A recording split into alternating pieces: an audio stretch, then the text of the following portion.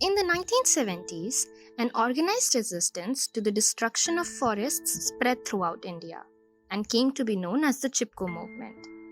The name of the movement comes from the word embrace, as the villagers hugged the trees and prevented the contractors from cutting them. Not many people know that over the last few centuries, many communities in India have helped save nature. One such is the Bishnoi community of Rajasthan. The original Chipko movement was started around 260 years back in the early part of the 18th century in Rajasthan by this community. A large group led by a lady called Amrita Devi laid down their lives in an effort to protect the trees from being cut on the orders of the king of Jodhpur. After this incident, the king gave a strong royal decree preventing the cutting of trees in all Bishnoi villages. In the 20th century, it began in the hills where the forests are the main source of livelihood, since agricultural activities cannot be carried out easily. The Chipko movement of 1973 was one of the most famous among these. The first Chipko action took place spontaneously in April 1973 in the village of Mandal, in the upper Alaknanda valley, and over the next 5 years spread to many districts of the Himalayas in Uttar Pradesh.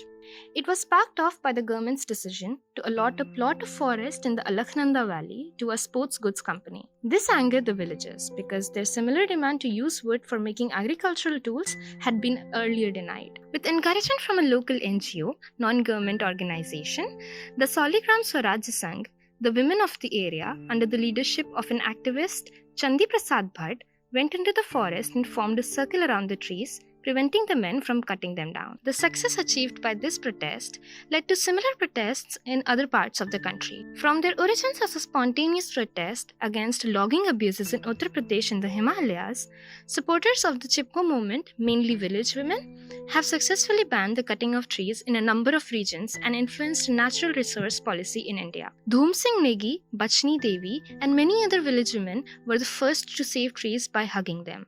They coined the slogan, "What do the forests bear? Soil, water, and pure air." The success of the Chipko movement in the hills saved thousands of trees from being cut. Some other people have also been involved in the movement and have given it a proper direction. Mr. Sunadarlal Bahuguna, a Gandhian activist and philosopher whose appeal to Mrs. Indira Gandhi, the then Prime Minister of India, resulted in green felling ban.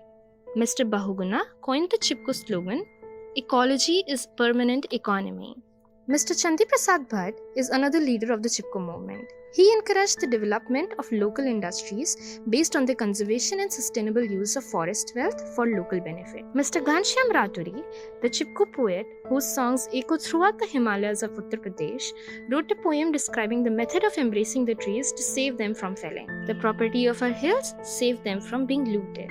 The Chipko protest in Uttar Pradesh achieved a major victory in 1980 with a 15-year ban on green felling in the Himalayan forest of that state by the order of Mrs. Indira Gandhi, the then Prime Minister of India. Since then, the movement has spread to many states in the country.